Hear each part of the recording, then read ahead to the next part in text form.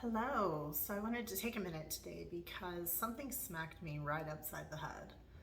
Um, I speak to a lot of women who really struggle with the idea that they don't have to meet some kind of invisible concept or invisible um, criteria or standard to be acceptable and accepted for who they are. We get a lot of this from media. We get a lot of it from emotional manipulation through media, through upbringing, parents, the men in our lives. Sometimes they don't know they're doing it. Sometimes it's the way they've been taught themselves. But there tends to be a little bit of a striving for acceptance, a striving to meet that standard, to win approval, to gain acceptance from people who should be loving us for who we are, including ourselves. This hit me really hard this morning because even as we go through life and we start learning to set boundaries, and that includes with ourselves, things can kind of come up that make us fall back into old habits. And I had that a little bit this morning. I received an email.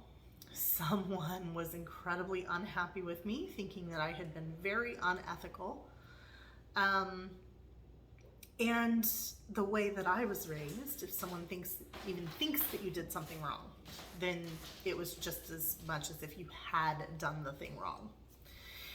And I struggle with that a lot this morning. If you can go ask Dennis, because he's had to be on the receiving end of my processing this morning. But there was no standard that I needed to meet with the person who was upset with me.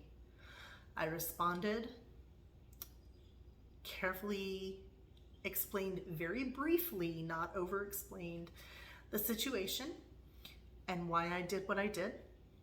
And then I let it go, because if he doesn't understand it, it is no longer my problem. I did not violate any ethics codes.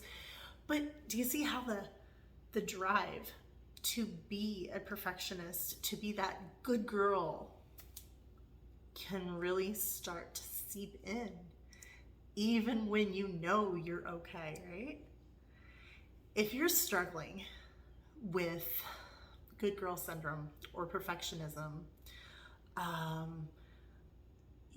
or boundaries, if you experience emotional manipulation or we're going to say abuse, from anyone in your life, reach out. I would be happy to talk with you about it. It is something that can be managed. We just have to learn to have the right tools. And processing it gets easier, but there will probably be things in your life that you'll eventually need to, that you will need to continue to process as time goes on. But it is such a pervasive problem, particularly in women in our culture,